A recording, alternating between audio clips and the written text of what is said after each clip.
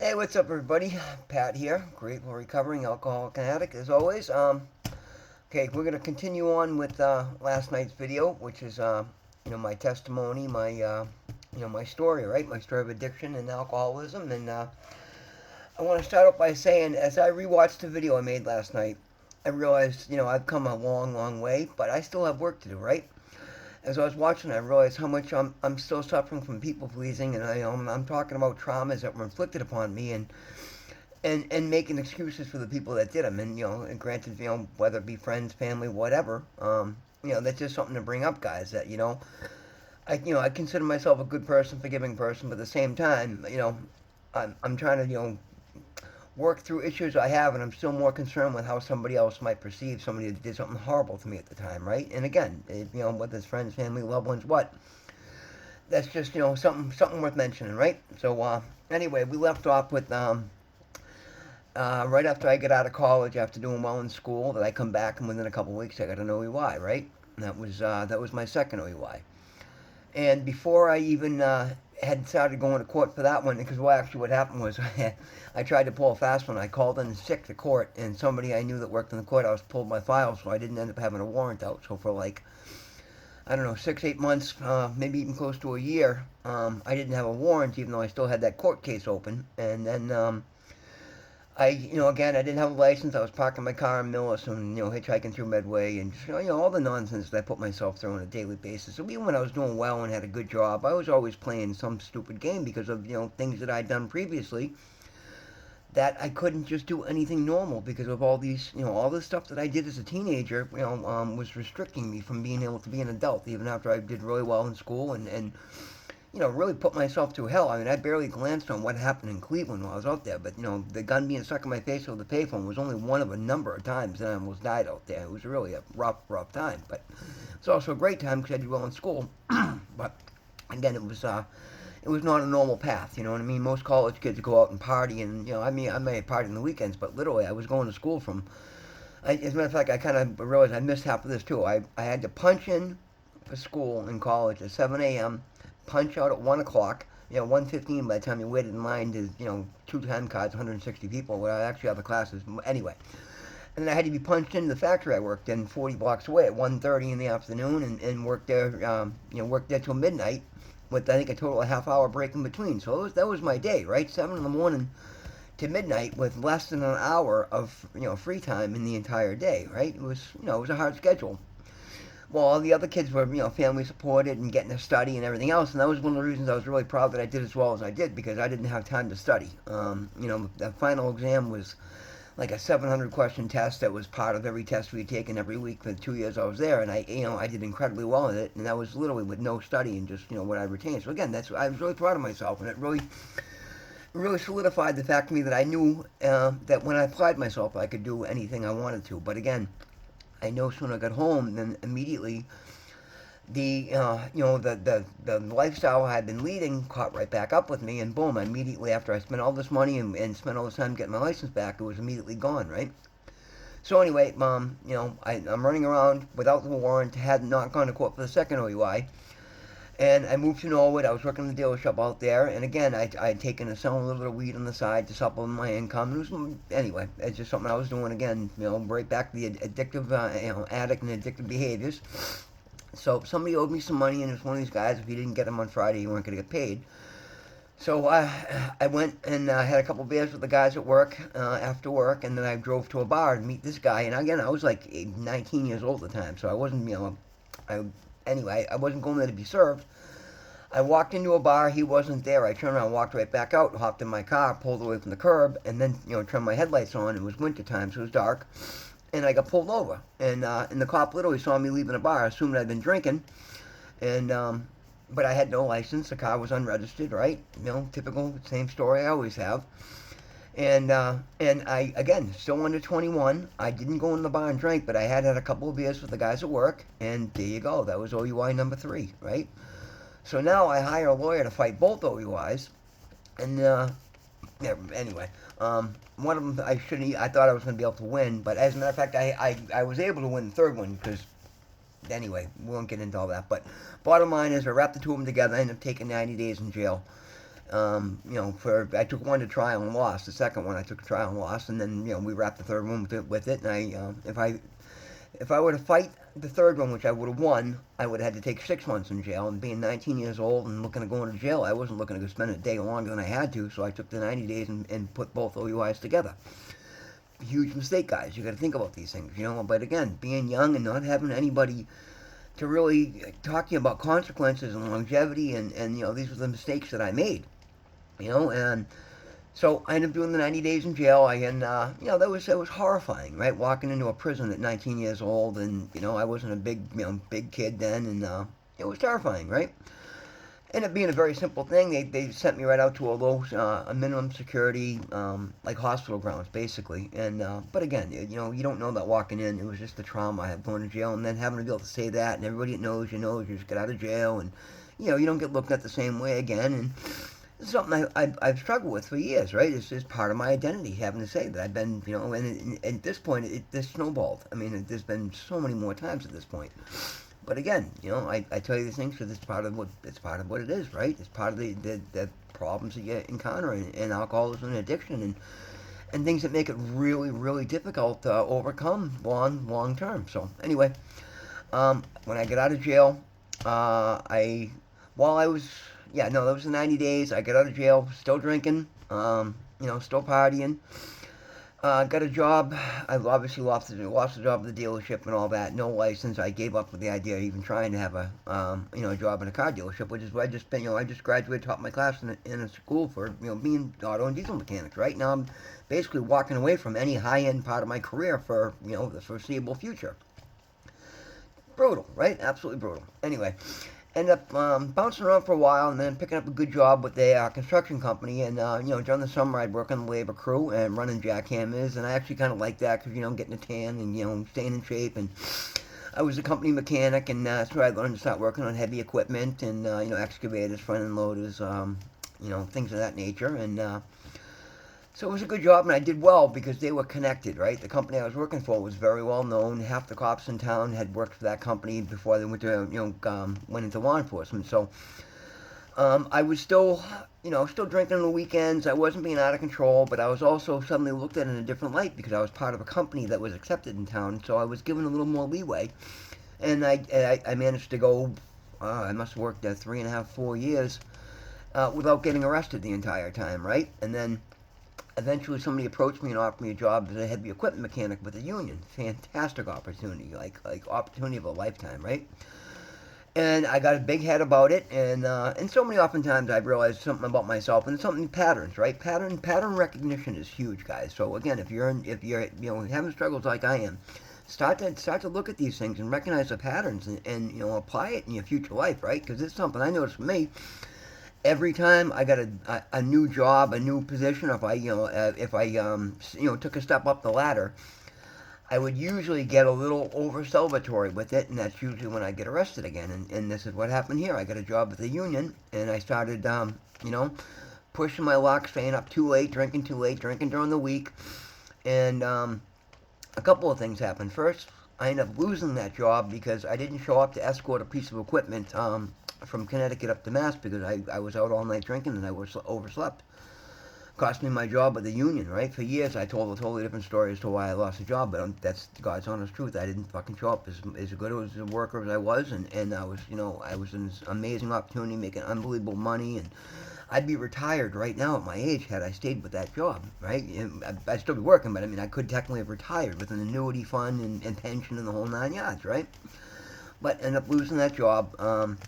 Got a job working for a trucking company, was doing okay, but again, same problems, I brought me with me everywhere I went, and that was why I continued to have problems everywhere I went, because I wasn't fixing nothing, and I kept trying, well, I'll go do this for a living, I'll do this for a living, instead of realizing, put down the drink and the drugs, and you'll be okay, right? So, working for the trucking company for a while, and not very long, as a matter of fact, because this was shortly thereafter, it was right after leaving the union, so anyway, very shortly after after losing the job for the union, I was going to meet a girl down in Rhode Island one night, and I ended up, I was driving a big Chevy Blazer, and I pushed a cigarette lighter in, and the thing popped out and rolled on the floor, and I leaned down to get it, and I swerved across the road and I hit a parked car. and I was hammered. It was a Friday night. I'd been drinking God knows how much, but I was, certainly hammered, right? Hammered enough to do that. And jumped out of my truck and ran. And cops got me like an hour later. And it ended up being, I told my, I started drinking after the accident, so they ended up beating the hell out of me, ripped me through barbed wire, ripped my leg open. It was just a mess, right? And I'm running my mouth the whole time, thinking I'm some big shot. And yeah, no, as a matter of fact, I was there. I was still working for the union because, yeah, that was part of when I was running my mouth about it. I'm a big union mechanic, right? I make money, I make more than, like, just being a fucking complete moron, right? Running my mouth drunk. And I'm not usually like that. I'm not one to, be a dickhead like that, but the cop really, they beat me up pretty good. I was pretty angry and I was drunk and I got mouthy, right? Well, here I am thinking and they're like, oh, they charged me a lot more for bail than I probably should have paid, and I made the mistake of saying, well, yeah, I make, that's where it came from. I said, oh, I make more money than you, you take the $1,500 bail, you'll never see me again. And the cop kind of laughed and said, you want to bet? Well, what he did was he put out a warrant, and again, it was a year later that the warrant came out, so we'll get to that, we'll go linear here. So anyway, that was a setback. But I figured it was out of state, and I just ignored it like it didn't happen, right? Literally never went to court, never worried about it, just decided I'd stay out on Rhode Island for a while, right? Again, that's an intelligent move, right?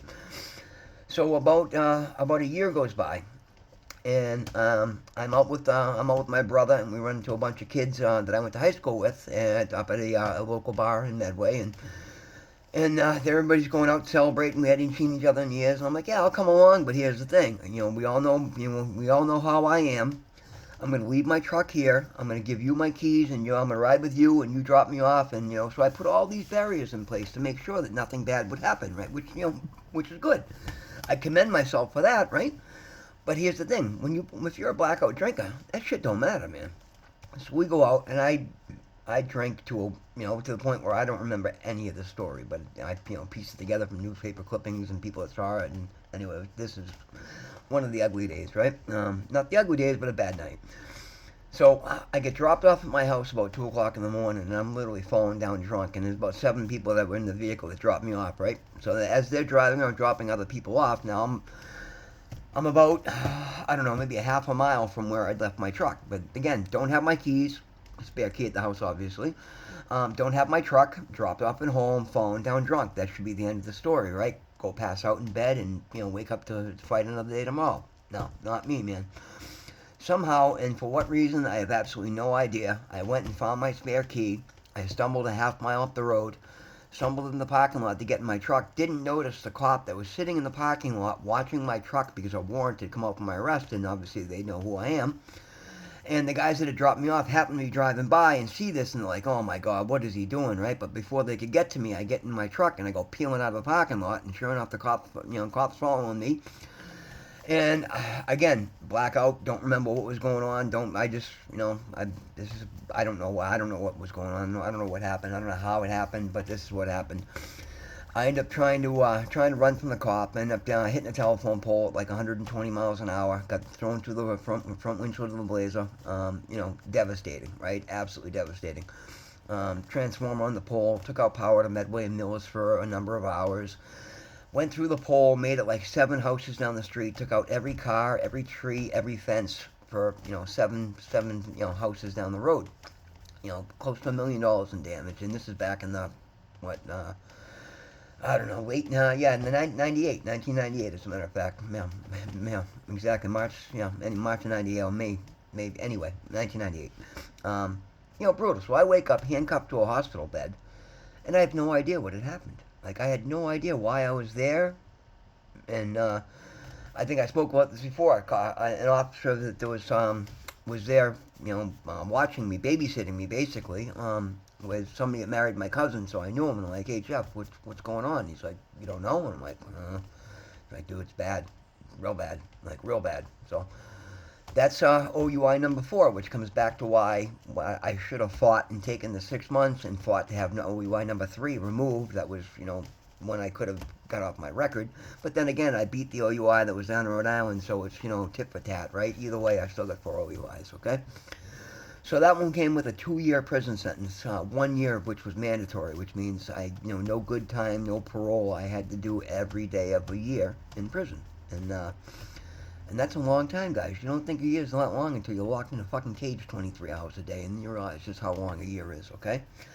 So during that time, I had the warrant out of Rhode Island, and all right, that's where I get back to warrant. So after hitting an unoccupied parked car and being mouthy, and this is my, again, I say these things because I want you to understand that this is where your attitude and your emotions and regulating them and dictating them, and they dictate your reality, right? Me running my mouth that night to the cop telling him he'd never see me again, they put out a felony warrant saying that I left the scene of an accident after causing serious bodily injury slash death.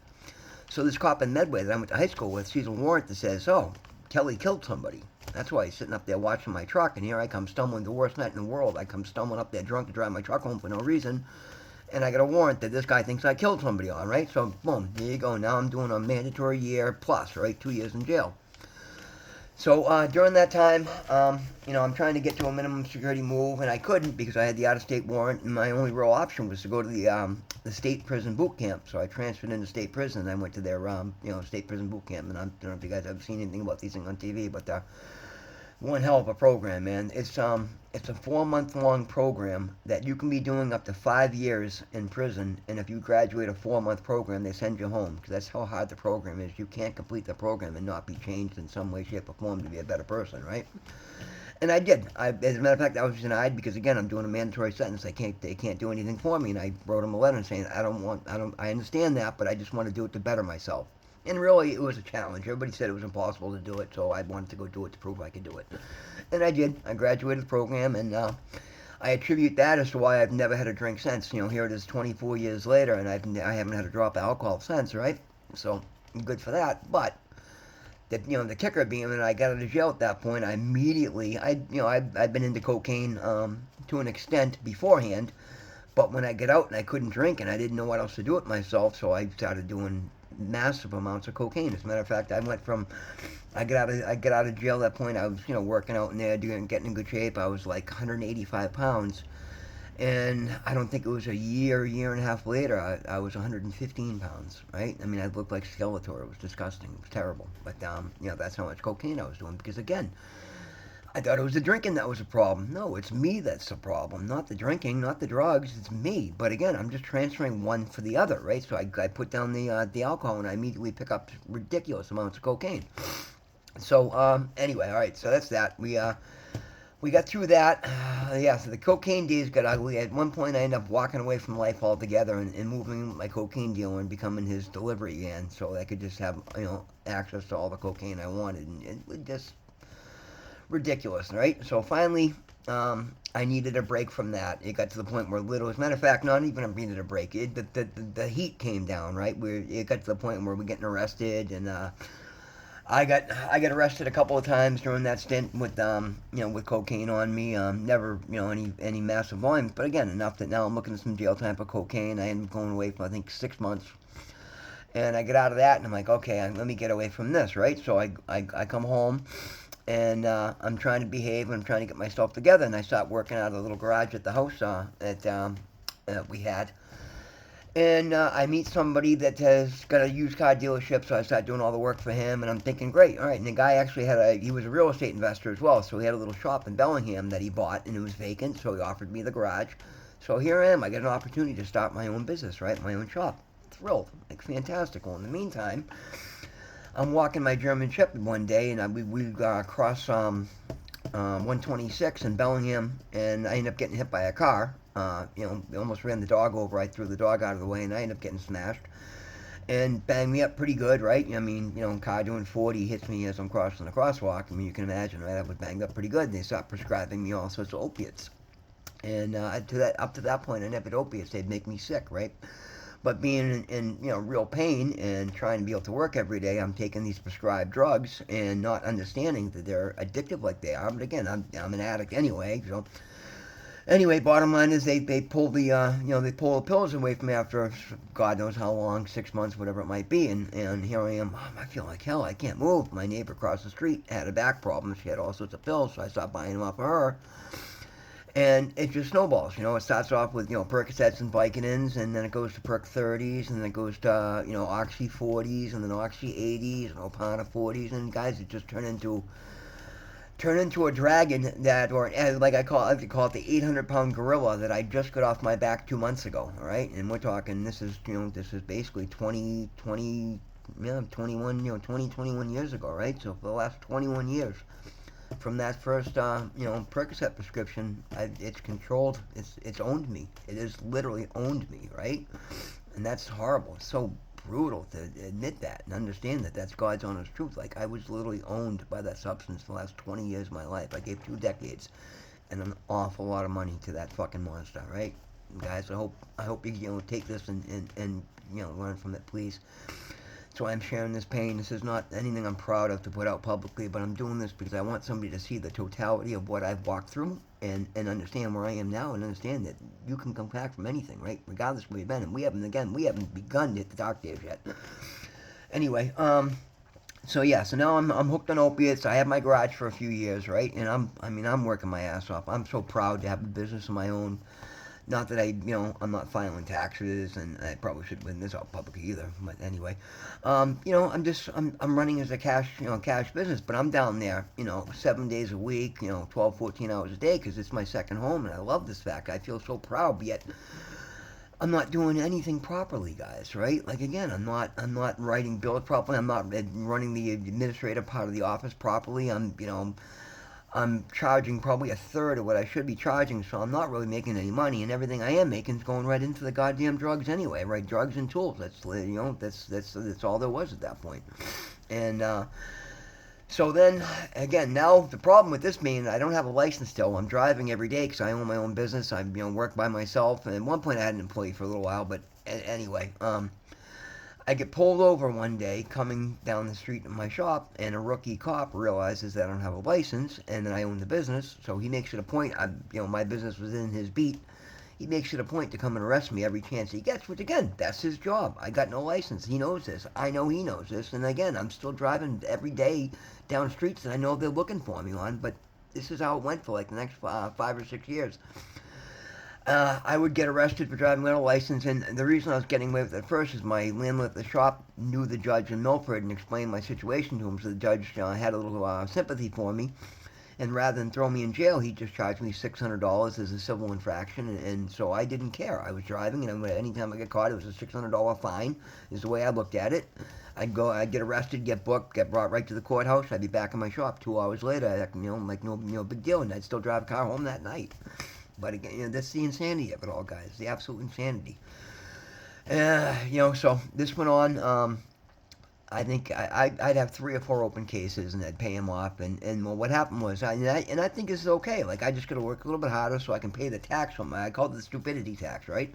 I'd pay my stupidity tax and just keep going. But again, this is like even when I tried to do something right, guys. As I'm saying, the problems that I'd faced and I never took the time to fix them is what keeps just snowballing and snowballing. I'm working so hard to try and get somewhere, and I'm not getting anywhere because I can't see that I'm trying to shovel the water out of the ocean, right? The next wave's just coming in and burying me as I'm trying to scoop it out with a fucking coffee cup, right?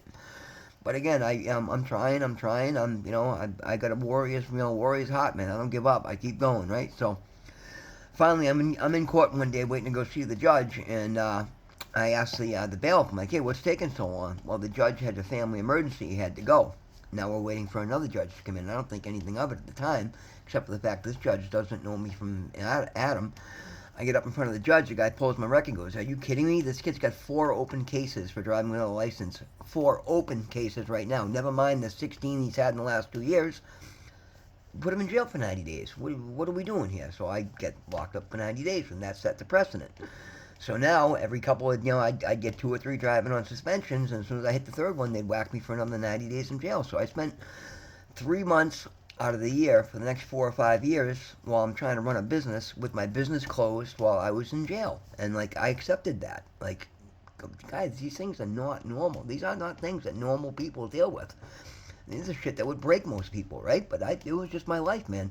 I had literally come to the conclusion at that point that I couldn't hold anything dear in my life because at any given moment I could be plucked out of my life and locked up for 3 to 6 months, like that. And it happened constantly. Like everything I had be thrown away. So at one point, they kicked in my shop and they got welders and $10,000 scanner and it's all because of these these horrible shithead people I had hanging on my shop that were either giving me drugs, selling me drugs, trading drugs, whatever, right? When you're doing drugs, you end up with other drug addicts in your life, and these people take advantage, right? And the only reason I didn't get my tools, it was locked up and it was bolted to the floor. But that ended up getting taken later, right? So I got out of jail at one point, and as a matter of fact, the same time that I lose like hundreds of thousands of dollars in tools, my apartment, I lose my shop. So now I lose the shop. I lose half my tools. And the guy who I was renting my apartment from was somebody I traded work for labor, so I ended up losing my apartment as well because he saw all this coming while I was away and he remodeled the apartment to rent to somebody else. So I got out of jail this final time and I got nowhere to go home, like no home, no business, and half my, 2/3 of my equipment is gone. And that's devastating, guys, and there's not a fucking thing I could do about it. I went to the police station and they're like, well, it's somebody you figure it out. What do you do with that, right? But I didn't have a leg to stand on. I mean, and I got to look back at it now and be honest. I invited it into my life. I literally allowed it to happen, right? So I bounced around for a while, living here. Somebody else gives me an opportunity to open up a little one bay in a big garage building where you rent individual bays. And this kid set me up for this because he had large amounts of weed being sent out from California, and it was being fronted out of a junkyard. So he needed a garage that looked like an auto repair business, so that they'd have reason to have packages from a junkyard coming constantly, right? And I'm like, okay, cool, great, great deal for me. Yeah, that's real smart. Fortunately, I knew somebody in the post office, and I got tipped off the day. It was like 2 weeks after Christmas, either before or after Christmas, and obviously there's heightened security for packages at Christmas time, right? Well, I got a heads up, and all I got was a phone call saying, listen, don't accept anything today. So a couple hours later, the mailman shows up about 2 hours late, and he's got a big-ass box, and I'm like, hey, what's up with that? And he's like, oh, parts. I'm like, nope, I didn't order any parts, don't leave it. And he's like, oh, well, you don't have to sign for it. Fully well known, there's FBI and DA all over the fucking woods, all around the shop, right? And I know this as well. And I'm like, nope. I don't know who keeps doing this, but you know what? It's not for me. I didn't order it. I'm not taking possession of it. So he reluctantly put it back in the mail truck and drove away. I dodged a huge bullet, guys. It was like 60 pounds of weed. I mean, I would have been looking at, especially with my record, I would have been looking at probably another 3 or 5 years in jail, right? But this is the stuff that I accepted, and this is the way I was forced to live my life. If I wanted to work, I had to take risks like this. This is insane. No, I didn't, but that's how I felt I did. Bellingham police show up at my shop the next morning. When I come in, they're like, who the hell do you know? And I'm like, I don't know what you're talking about. Like, no, seriously, like, you got a lot of people really pissed off at you right now. And sure enough, a couple of days later, I get arrested again for driving without a license because, I got a lot of heat on me, right? So while I'm waiting to go to jail for this one, again, I lose my shop at that point. The landlord throws us out of that shop, and I'm bouncing around, trying to do this, trying to do that. And finally, I got to the point where at this point, I'm still doing mass amounts of opiates, and this is when I actually switched over to heroin because I didn't have the money. I wasn't making money like I normally did. I couldn't afford the the pills that I was buying, which was my habit was insane. So I reluctantly decided to start sniffing heroin because as much as that terrified me, I realized I didn't have any choice. It was much cheaper, much more potent, could last longer, and I literally knowingly started becoming a heroin addict. And up to that point in my life, that was the worst terminology I could think of to label somebody was a heroin user, and I willingly became one, right? And this is where we begin the dark days. So I'm fighting to try and keep a roof over my head, and it's just not working, guys. Nothing's working. As a matter of fact, during this time, sometime at the end of that little garage stay, somebody ended up getting my toolbox, right? Now, I'm talking, the toolbox alone was $25,000, just the empty toolbox. Never mind the 30 years of $200 a week. Literally 30 years at $200 a week of Snap-on tools that were in the thing. I mean, you're talking, probably $500,000 in that fucking toolbox, right? Gone. Somebody took it while I was in jail. No idea. Couldn't, to this day, don't know. As a matter of fact, that's what ended up that and one more thing put me. I've never been back to Medway since. All right. So that happened. I get back and I'm jumping around here and there for probably another 3 or 4 months, and again I get arrested again, and I got warrants out again, and so anyway, I end up staying in somebody's trailer. So I go to do a job for this guy, And while I'm working on his Cadillac, I'm literally so fucking assed out that he's got a trailer in his driveway. As he thinks I'm going home that night, I fucking sneak into his trailer and fucking end up living there for the, he knew the next morning. But I do work around the house for him, and he'd get me a bag of heroin every morning, and that was my life, dude. I'm living in this fucking trailer with no electricity. Fucking hadn't left the property, go in the house once a week and take a shower. It was fucking terrible, guys, right? And this was luxury compared to what happened next. But again, this is the foresight of where my life is going at this point, right? So that went on for a few months, and then when I'm finally asked to leave that property because of the, not him, but the people that were renting from, the other issues, and I just got, I got swept up in a sweep, in a police sweep, basically, right? So at this point, I'm pretty well known as just a fuck up. I've lost my business, lost my tools, in and out of prison, fucking da da da da da. Nobody wants me around. Many people owed me a lot of, but it didn't matter, right? I'd burnt a lot of bridges. I'd done a lot of shady things to get drugs at that point. Nobody wanted me around. So now it was the night before Thanksgiving. I don't remember what year, but it was an incredibly, like the coldest, early November night. It was 20 degrees the night before Thanksgiving. And I show up at my mother's house because I was in Millis and that's where she lived, and I got turned away. Like the night before Thanksgiving, I'm told I can't spend the night. The best they can do is drop me off at the fucking police station, knowing I got warrants out. And that was ugly, guys. That was a knife in my heart, directly in my heart. So I ended up talking to a buddy of mine who rented me a shady ass hotel in Bellingham for the night, and I spent the night there, just going over how fucked up my life would become at that point, right? So I went and I turned myself in, and took 6 months in jail the next day. And while I was there, I fought to get to a program, which again I had no probation, no parole, so they wouldn't do anything for me. But I left the jail that time, and not having anywhere to go, and bound and determined that I'm no way in fucking hell I'm going back to Medway, because there's just nothing there for me. There was just nothing there for me at that point. I had a lot of hurt and a lot of anger, right? They had left a really sour taste in my mouth. And there's a lot of people I could have reached out to, but when that door got shut in my face, I wasn't about to reach out. I wasn't going to open myself up for another one to get slammed, because the pain was brutal, guys, right? I'm being completely open and honest with you guys. That was a hard pill to swallow. So I found a halfway house. I went into a detox and begged them to let me stay without having to go and use drugs, because I had 6 months clean for me coming out of jail, and I wanted badly to fix my life at this point, right? So they let me in, and I'm in a holding and had blah blah blah. End up in a halfway house out in Waltham, and I do great the whole time in the halfway house. I get a job, and I'm running a demolition company and putting my life together. But again, not buying into the program. As soon as I left that halfway house, I managed to hold my job for about a year. But I'm doing drugs the whole time, right? And so it's literally, I'm just losing as I go. And eventually, it comes to light. Now, the guy I'm running the demo company for, his daughter's a heroin addict who's on the street because they had to show her tough love and stop letting her come home high. And I'm showing up to work high every day. I mean, what a slap in the fucking face, right? When they finally found out that I was, they that's it, you're gone. Company truck gone. So immediately I was in an apartment that you pay weekly. So immediately I'm evicted from my apartment. I don't have any friends. I have no contact with friends or family at this point by my own desire, because I just wasn't willing to talk to anybody. So that became the homeless era. I ended up being homeless on the streets of Waltham for 3.5 years, guys.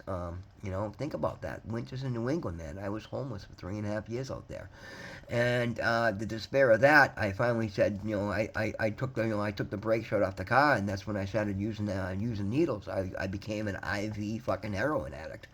I mean, a straight up junkie, and I can't believe that I can lay claim to that tag. But guys, that was just the beginning. Like the things that I had to do to survive. I mean, they're talking sleeping in ATMs, getting kicked out of ATMs, sleeping in snowbanks, trying to find unoccupied, unlocked cars so you could just climb in and fucking sleep in the back seat for the night. Like, bad, dude. I mean, it was bad, everything you could think of. I can't believe I survived it and didn't lose any, fingers and toes to frostbite, right? But it was ugly. It was ugly, real bad. And all the traumas that come with being homeless for 3.5 years, different situations, right? Like there was this. I don't want to get into physical, but there was a woman who was selling drugs who took a liking to me. So bottom line, I basically was prostituting myself, or not even bottom line. I was literally, selling myself for drugs to this woman for, quite some time. And like I said, every trauma that you can think of and anything anybody else is out there's been through, I've been through. I had to go through this. Not an easy thing to admit, but I'm trying to tell you guys that, this is the things that I came back from, okay?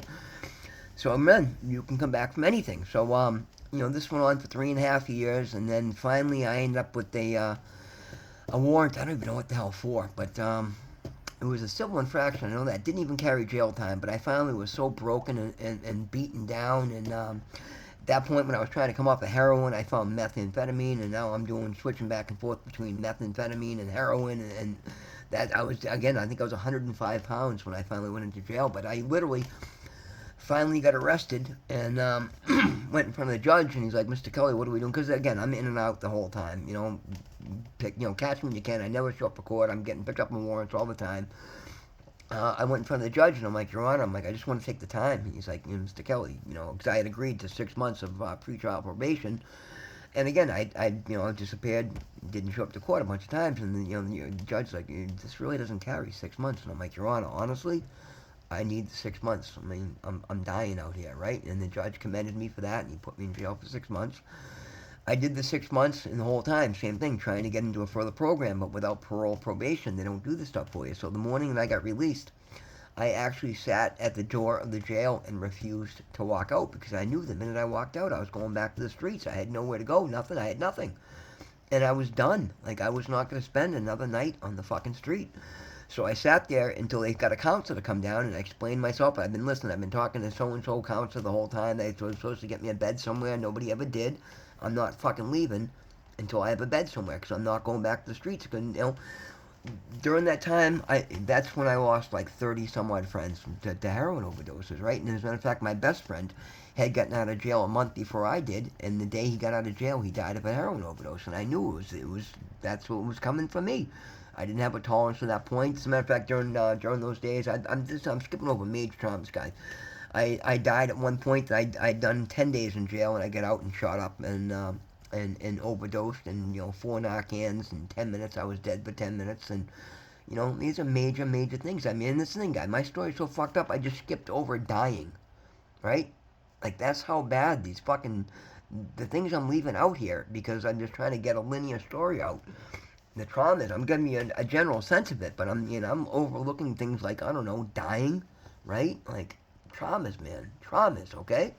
Brutality, like just the things I witnessed, and I don't want anybody to have to do this. That's why I'm doing this, guys. I want somebody to have better than I did at this point. We're coming up on 40 minutes, but we're not that far from the end. We're getting closer, so we're just going to see this through, guys. Please bear with me. Anybody still with me, I really appreciate this. I hope this story is getting to somebody and, give me an idea of what you can overcome. So so I went. I held tight. They got me to a holding facility over in Worcester. I spent another 3 months over in Worcester locked up, and then I got here to Somerville to the Casper House. And immediately upon getting to the Casper House, again, I do well in structured environments. I did well in the Casper House. I got a job working for the guy who's now my landlord and my best friend, and within 6 months, I went from shoveling snow for this guy to running his company, being his right-hand man, company truck, and, from being a homeless bum that hadn't had $20 to rub together, I had 10 grand in the bank and things. I mean, I had hit the fucking jackpot. I had hit the lottery for coming back, right? But, I'm not bringing a lot of personal stuff up. I did get married at one point, and,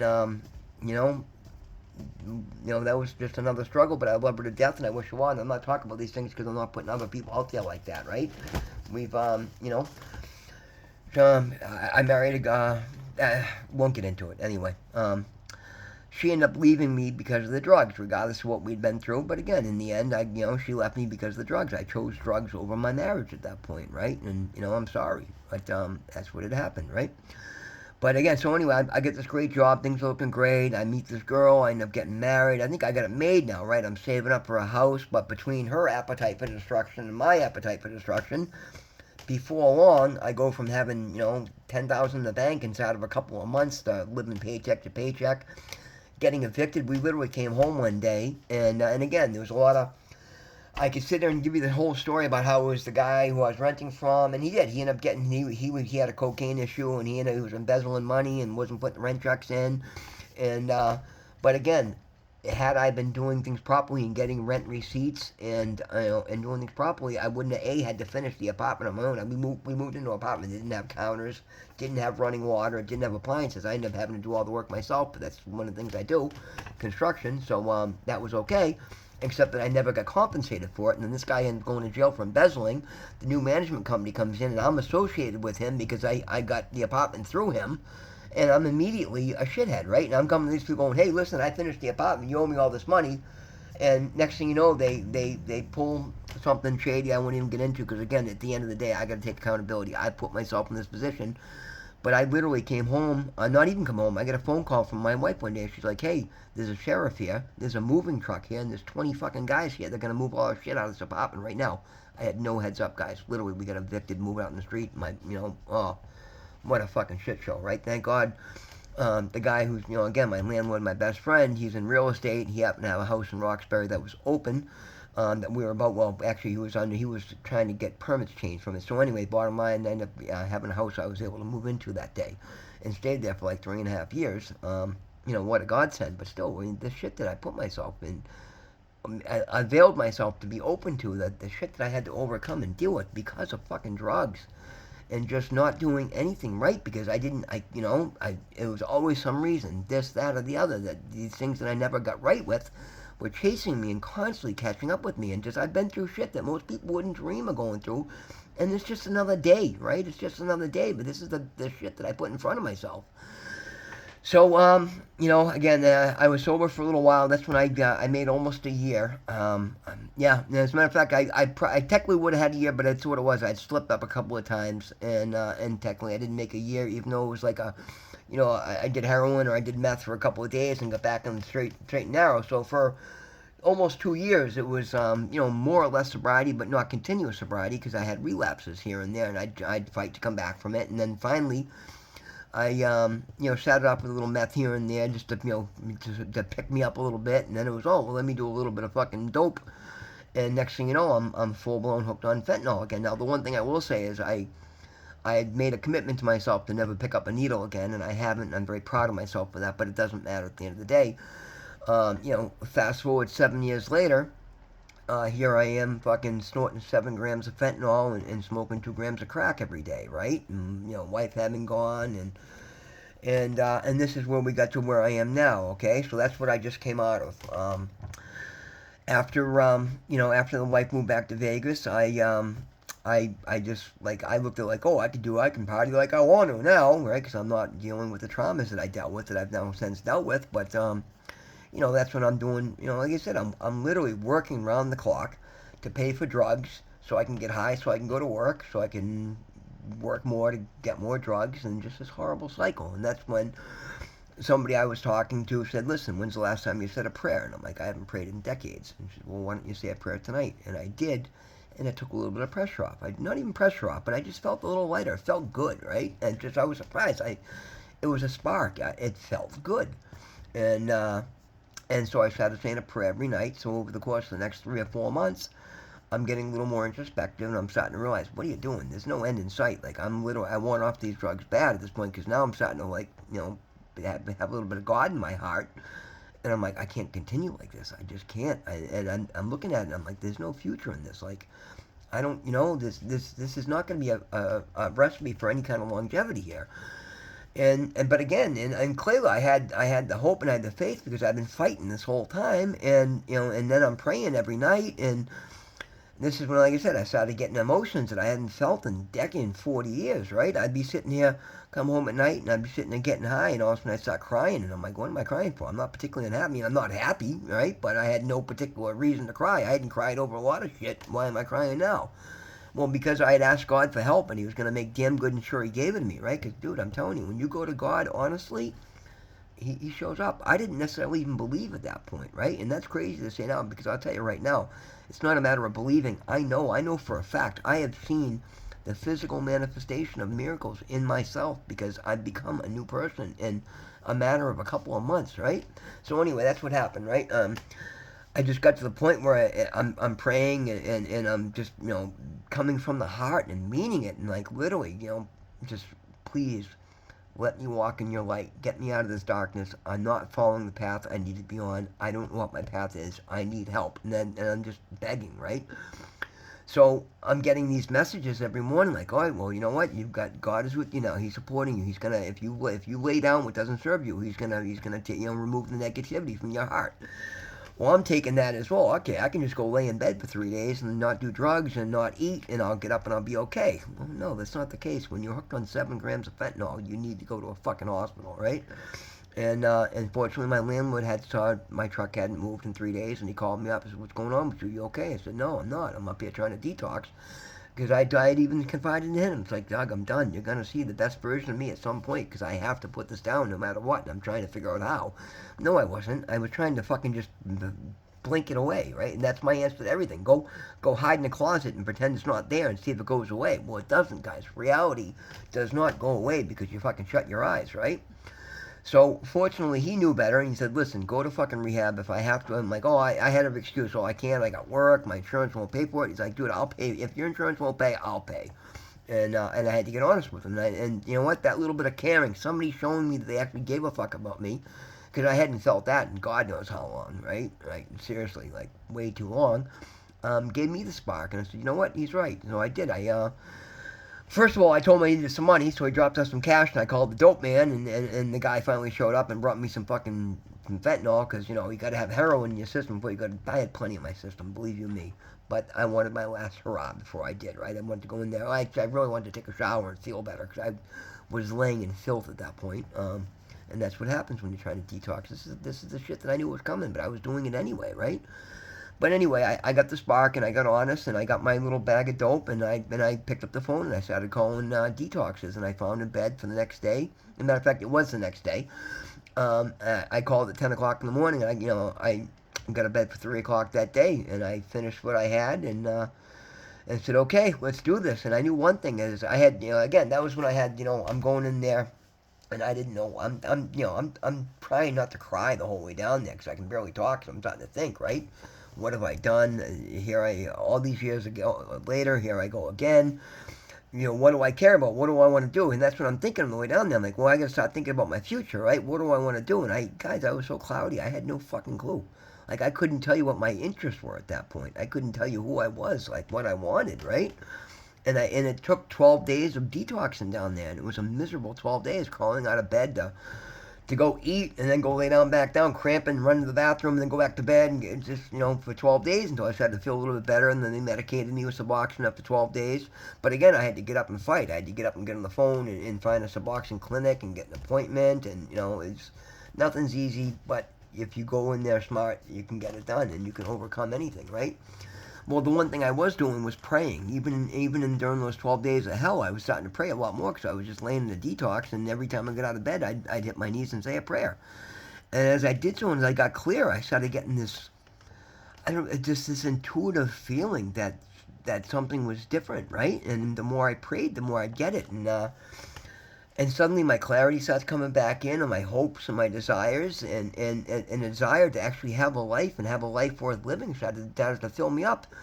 So over the course of literally like the next 5 days, I go from somebody that hadn't peeped a word, nobody knew my name in the goddamn place, to being somebody that everybody knew because I had the spark of life back in me, and I'm getting active as we had classes all day about recovery and I'm being honest and I'm sharing and I'm going to the AA meetings at night and I'm actually taking an active interest in it. And like the minute that I came out of it, man, God came into my heart and he changed my mind. He changed my heart, my soul, my person, my being. Everything has gone from there. Now I started actually, I'm doing the workshops that they have and the traumas that cause you to do drugs, and I'm realizing I got a lot of shit to fucking heal from, right? And I'm not stipulated to anything down there, but I'm reaching out to counselors. I'm like, listen, I need everything I can get. I got to have an intensive outpatient therapy. I got to sign up for groups. I got to get on this Suboxone so I get on the Sublocade. I need a doctor. I got, set up at Boston Medical Center. I got a primary care physician, which I'm actually got my physical coming up on the 12th. I actually went to the dermatologist today. Fortunately, this thing allegedly doesn't have to be surgically removed. They hit it with an liquid nitrogen today, and allegedly it's supposed to fall off in a few days. I tell you what, you want to feel a burn? For negative 412-degree liquid nitrogen being sprayed at your face. Holy Christ, right? And honestly, it was nothing. It's a little sting, but it was cold. And I'm not a big fan of cold on skin like that. That was cold. But I'm thrilled that that's getting taken care of. Like, I'm getting all these things taken care of today, guys. But what happened was, as I started doing the work and I started feeling a little better, I started throwing more and more into it, and I'm literally decided I'm going to chase this recovery just like I chased the drugs. And you guys have heard all my other videos. You know where I'm at today, right? So I'm going to kind of start wrapping this up because we're almost an hour long here. I'm sorry. Again, anybody that's following this, I greatly appreciate you guys. I'm getting a lot of hits on these videos, and I really, really love you all for it. But subscribing doesn't cost you nothing, guys. There's no commitment to it, so please, it helps me grow the channel. Anybody seeing this, just hit the subscribe button, hit the like button. It makes a big difference to me. It makes no difference to you, right? Please, if you don't mind, I'd really appreciate it. But anyway, you guys know where I'm at today. I've been talking that a lot. If not, watch one of the other videos.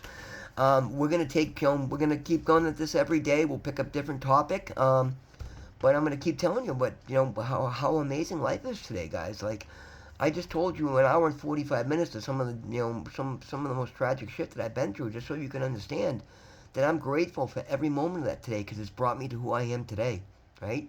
It's made me realize how incredibly strong, how resilient, how caring, how loving, how amazing I am, right? There's nothing I can't overcome, guys, and there's nothing I won't do for another human being, providing you're not fucking holding a gun to my face, because, I'll come at you at that point. But short of that, guys, I'm here for anybody, and it's made me realize that alcoholism, it doesn't play favorites. It doesn't matter your background, your race, your creed, your religion, your sexuality, your financial situation. It'll take anybody, right? And I want to help somebody. Like, I'm somebody that's got a lot of fight in me, and now that I'm awake and I'm pissed off, I'm pissed off that I gave so much of my life to this fucking disease. That's why I'm doing this, guys. I'm going to make a difference. I'm going to save people. And if this platform doesn't do it, I'm going to expand to others, because I'm going to make a fucking difference, right? I'm going to make this hell that I walked for the last 40 years save somebody else, and that makes it all worthwhile. So, guys, that's why we're doing this. I love you so much. Thank you so much for being here. Remember, God loves you. I love you. If nobody else has told you that today, well, now I have, because everybody should hear it. I love you. I really do. I love all you out there. Anybody from the past that I can't fuck with the now, understand, I love you too, and I'm not doing anything to punish anybody, but I had to lay down everything about the old life so that I could have the new one, right? I got a lot of good things coming in, and I welcome anything new coming in, and anybody struggling, I'll help you. Right? I won't support your addiction, but I will support your recovery. My brother said that to me last night, and I thought it was a fucking beautiful statement, so I'm going to start using that as well. Right? But anyway, guys, you get the point. God loves you. I love you. Please be well. Please be safe. Please learn from my mistakes. That's why I made them for you. And we'll see you tomorrow on the next one. Thank you all for being here. Thank you.